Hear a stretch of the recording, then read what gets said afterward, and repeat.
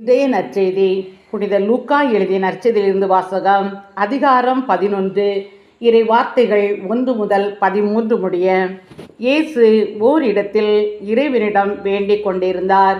அது முடிந்ததும் அவருடைய சீடர்கள் ஒருவர் அவரை நோக்கி, ஆண்டவரே, யோவான் தம் சீடருக்கு இறைவனிடம் வேண்ட கற்றுக் கொடுத்தது போல் எங்களுக்கும் கற்றுக்கொடும் என்றார்.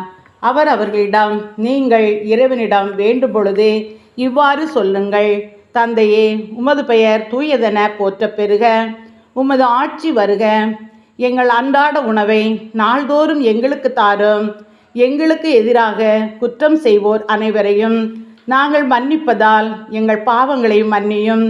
எங்களை சோதனைக்கு உட்படுத்தாதையும், தீயோனிடமிருந்து எங்களை விடுவித்திரளும் என்று கற்பித்தார். மேலும் அவர் அவர்களை நோக்கி பின்வருமாறு கூறினார்: உங்களுள் ஒருவர் தம் நண்பரிடம் நள்ளிரவில் சென்று, நண்பா, 3 அப்பங்களை எனக்கு கடனாக கொடு.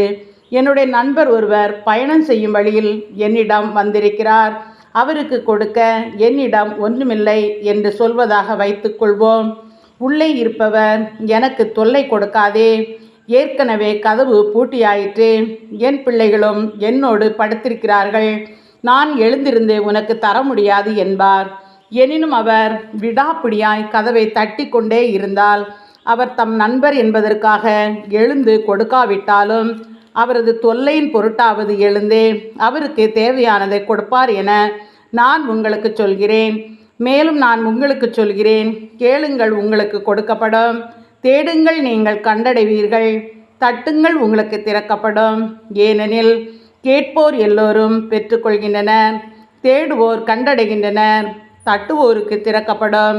பிள்ளை மீனை கேட்டால் உங்களுள் எந்த தந்தையாவது மீனுக்கு பதிலாக பாம்பை கொடுப்பாரா? முட்டையை கேட்டால் அவர் தேளை கொடுப்பாரா? தீயோர்களாகிய நீங்களே உங்கள் பிள்ளைகளுக்கு நற்கொடைகள் அளிக்க அறிந்திருக்கிறீர்கள்.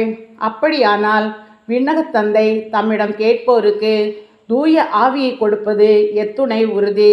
இது கிறிஸ்துவின் நற்செய்தி. கிறிஸ்துவே